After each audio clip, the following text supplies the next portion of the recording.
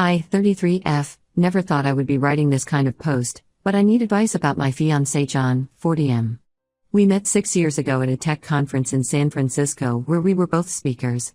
I was presenting about UX design, and he was talking about software architecture. He seemed different from other tech guys I had met, mature, established in his career, and seemingly had his life together. After my presentation, he approached me with thoughtful questions about my work, and we ended up talking for hours. The connection was instant, and within a few months, we were seriously dating. John had everything I was looking for in a partner. He was successful, kind, funny, and treated me with respect. He had his own house, a great job as a senior software engineer, and shared my dreams of eventually having a family. The only red flag, which I initially dismissed, was his social drinking. In the beginning, his drinking didn't seem problematic.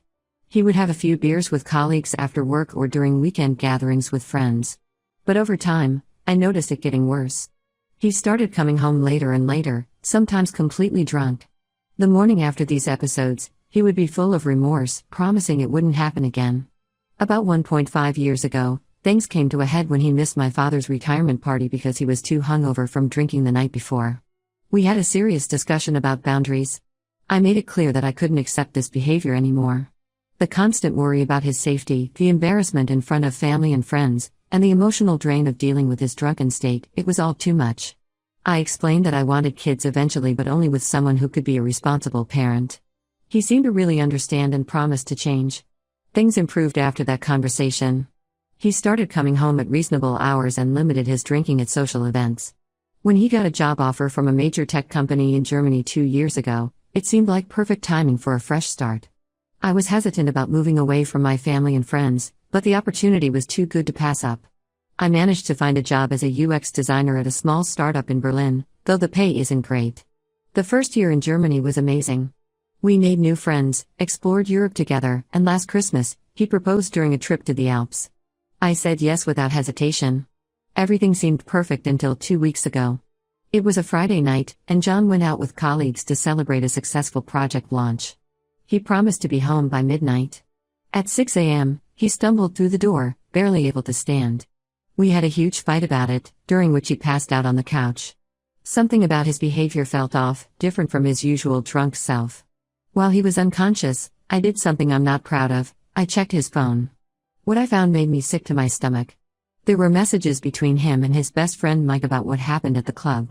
A girl had been sitting on John's lap, and they were kissing. John was messaging Mike in a panic, asking if anything else had happened because he couldn't remember parts of the night. Mike assured him they hadn't disappeared anywhere with the girl and nothing happened beyond the kissing and lap sitting. Today, I decided to give him a chance to come clean. We had a long conversation about relationships, trust, and what we consider cheating. I asked him multiple times if there was anything he needed to tell me about that night. Each time, he looked me straight in the eyes and denied everything. He even said, "I would never do anything to hurt you." His ability to lie so convincingly scared me more than the actual cheating. This morning, Mike's girlfriend Anna asked to meet for coffee. We've become close friends since moving to Germany, and I could tell something was bothering her. She confessed that this wasn't the first time John had behaved inappropriately while drunk. There had been incidents at company parties, inappropriate dancing with female colleagues, disappearing for hours with no explanation, and even a complaint from an intern that John had made her uncomfortable with his advances. Mike had always covered for him, and Anna had been sworn to secrecy. The wedding is supposed to be next month. Everything is paid for, the venue in the German countryside, catering, flowers, my dress that my parents spent a fortune on. Both our families have booked international flights. My mom calls every day to discuss wedding details, and I have to pretend everything is fine while feeling like my world is falling apart. My situation feels impossible. My salary barely covers rent and basic expenses in Berlin. Moving back to the US would mean giving up the life we've built here and starting over completely. My work visa is tied to John's residency status, so I'm not even sure I could legally stay in Germany without him. Part of me still loves him and wants to believe this was a one-time drunk mistake. The rational part knows that someone who can lie so easily to my face probably isn't going to change. The hardest part is feeling so isolated. Most of our friends here are John's colleagues or people we met through him. I don't want to burden my family with this until I figure out what to do. I keep thinking about our future plans, the house we were going to buy next year, the kids we talked about having. Was it all just a lie?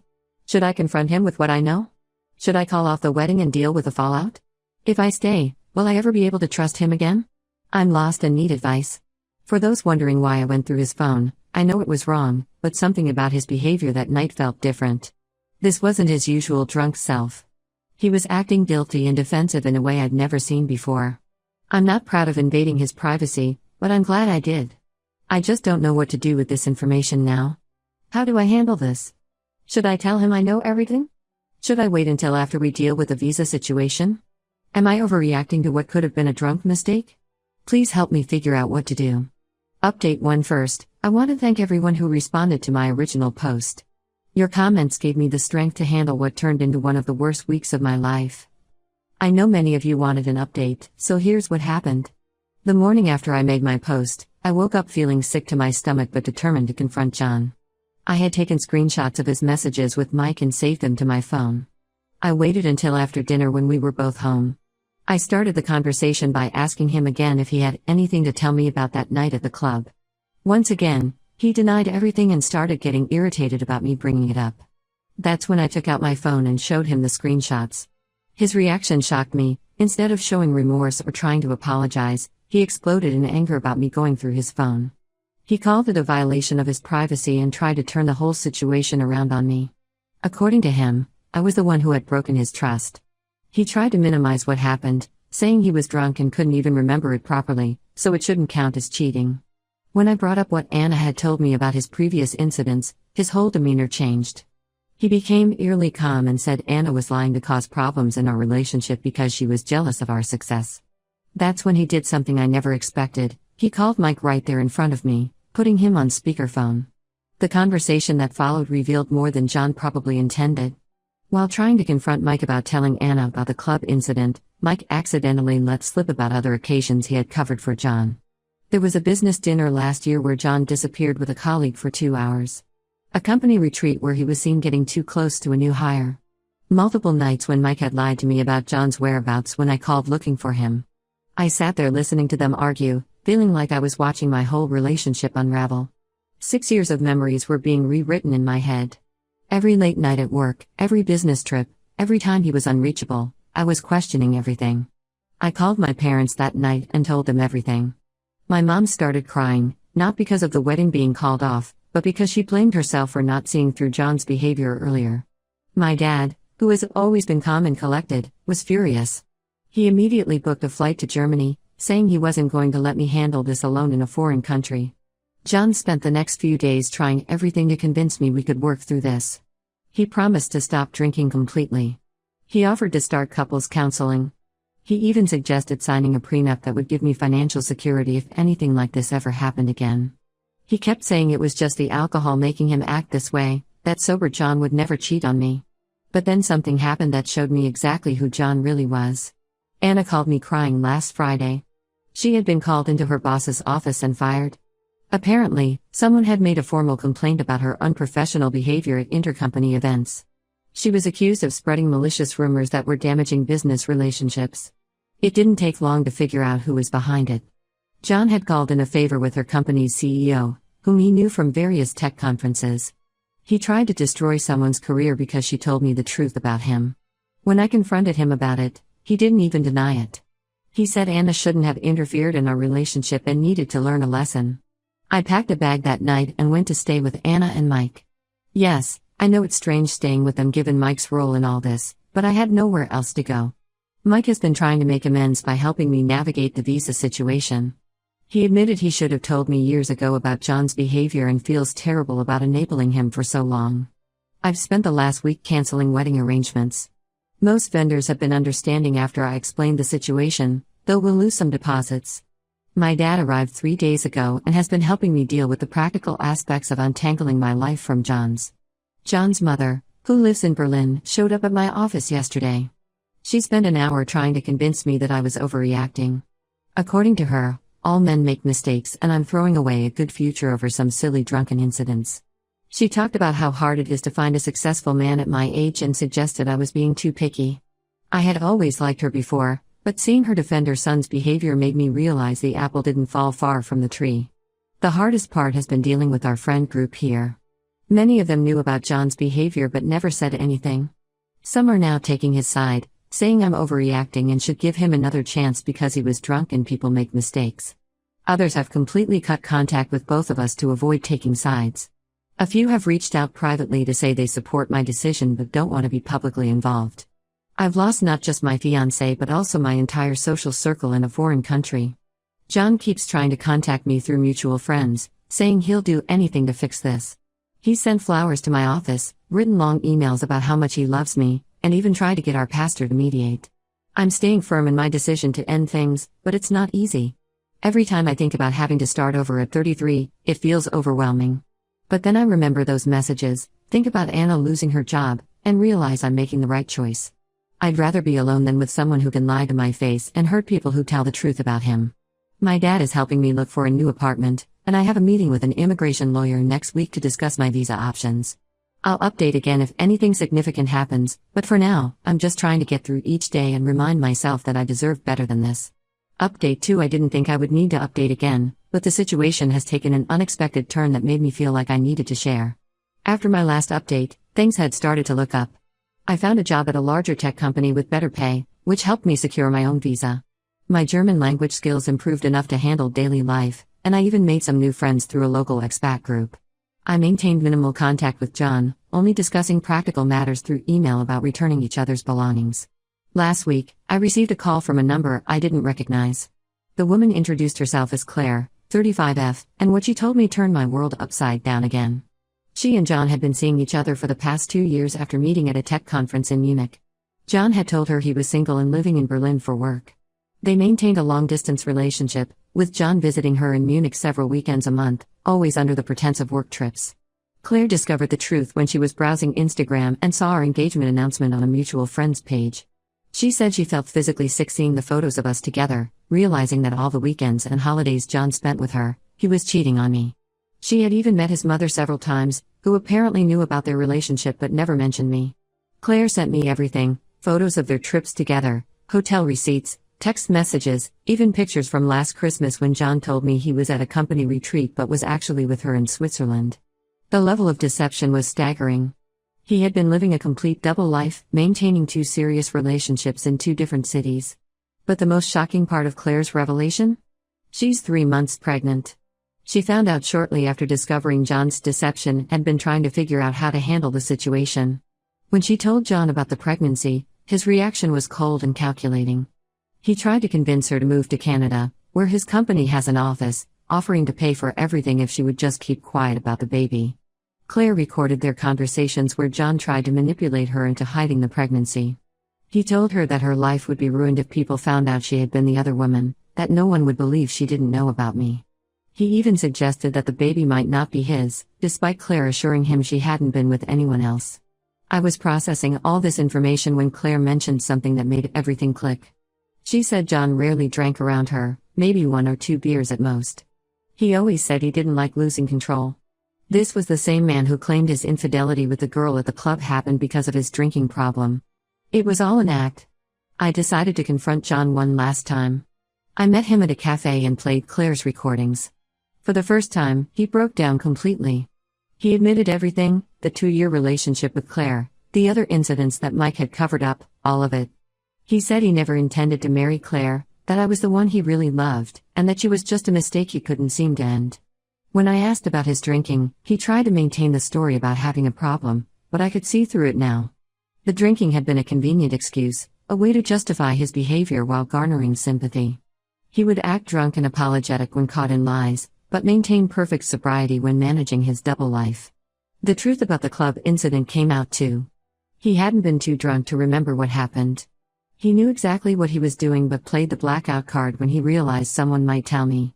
Mike hadn't just been covering for him, he had been actively helping John maintain his lies for years. I also discovered why John was so desperate to keep Claire quiet. His company has strict morality clauses in their contracts, and a scandal involving pregnant mistresses and corporate travel fraud. He had been billing his trips to Munich as business expenses, could cost him his job and reputation in the industry. Claire and I have been in contact, supporting each other through this nightmare. She's decided to keep the baby and is preparing to be a single mother. She's also gathered all the evidence of John's travel fraud and is considering reporting it to his company's ethics board. This whole situation feels surreal. The man I thought I knew never existed. Every memory is tainted, every moment suspect. But in a strange way, I'm grateful to Claire for having the courage to tell me the truth. She could have stayed quiet and let me marry him without knowing any of this. I feel like I've aged years in the past few months, but at least now I know the full truth. John isn't just a cheater with a drinking problem, he's a calculated manipulator who used alcohol as a cover for his deliberate deceptions. I don't know what's going to happen with him and Claire's baby, but I know it's not my problem anymore. Update 3. It's been 6 months since my world imploded, and I felt I should share one final update. The situation with John, Claire, and the baby has become impossible to hide, affecting everyone involved in ways I never expected. Claire stood her ground and refused to leave Munich or hide her pregnancy. She posted about her situation on LinkedIn, not naming John directly but detailing how a senior tech executive had manipulated her and tried to hide their relationship. The post went viral in the European tech community. Given how interconnected the Berlin-Munich tech scene is, it didn't take long for people to figure out who she was talking about. John's life fell apart spectacularly after that. The company's internal investigation revealed he had been falsifying expense reports for 2 years, charging his trips to Munich as business travel. He had even created fake meeting agendas and client presentations to support his lies. They also discovered he had used company apartments in Munich for his meetups with Claire, which violated multiple corporate policies. Last month, John was fired for gross misconduct. The company's official statement cited expense fraud and misuse of corporate resources, but everyone knew the real story. His reputation in the tech community is ruined. Several conference organizers have quietly removed him from their upcoming speaker lists. His drinking, which I now know was more of an act than a real problem, actually became a genuine issue after everything came out. He showed up drunk to his final disciplinary hearing, making accusations about company executives and threatening to sue for wrongful termination. His mother had to come pick him up from the office. Claire reached out to me again recently. She's due next month and has been handling this situation with remarkable strength. She sold her story to a German tech magazine, not for revenge but to warn other women about workplace predators who use their position and influence to manipulate people. The money from the article is helping her prepare for the baby's arrival. The most shocking part? John hasn't spoken to Claire in months and has made it clear through his lawyer that he wants nothing to do with the baby. He's trying to challenge paternity and avoid child support obligations. His mother, who was so keen on defending him during our breakup, now refuses to acknowledge she's about to be a grandmother. I've moved to Hamburg for a fresh start with a great job opportunity at a company known for its ethical workplace culture. The distance from Berlin has helped me heal and rebuild my life. Anna moved here too after her wrongful termination lawsuit against her former company was settled. She used the settlement money to start her own consulting business, and I'm helping her with the UX design work.